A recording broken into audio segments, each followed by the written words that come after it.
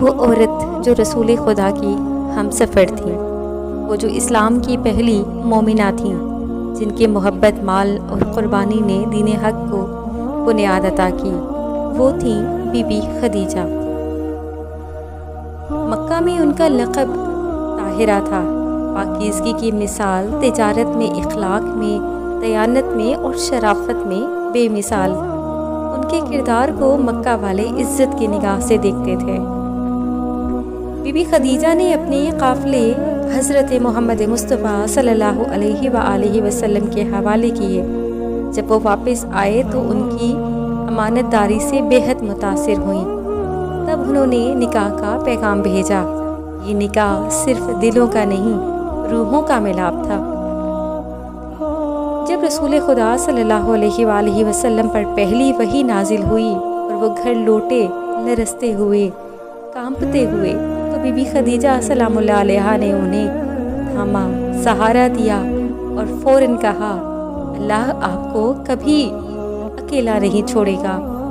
پھر وہ بن گئیں اسلام کی پہلی مومنہ۔ جب کفار نے اسلام پر ظلم ڈھایا، جب شب ابی طالب میں فاقے تھے، خدیجہ اپنے سارا مال اللہ کی راہ میں دے دیا۔ اپنے شوہر، اپنے نبی کے ساتھ ہر قدم پر کھڑی رہیں۔ ان کے وصال کے بعد وہ سال غم کا سال کہلایا۔ رسول کا دل ٹوٹا۔ وہ کہا کرتے تھے، خدیجہ وہ تھیں جنہوں نے اس وقت میرا یقین کیا جب سب نے انکار کیا۔ ایک دن حضرت جبرائیل علیہ السلام نازل ہوئے اور کہا، اے محمد، خدیجہ کو اللہ کا سلام پہنچائیں اور جنت میں موتیوں کا محل ان کے لیے تیار ہے۔ بی بی خدیجہ سلام اللہ علیہا ایک ایسی عورت جنہوں نے محبت دی، قربانی دی اور بدلے میں رب کی رضا حاصل کی۔ آج اگر ہم ایمان میں کمزور ہوں تو بی بی خدیجہ کو یاد کریں۔ وہ ہمارے لیے مشعل راہ ہیں اور ہمیشہ رہیں گی۔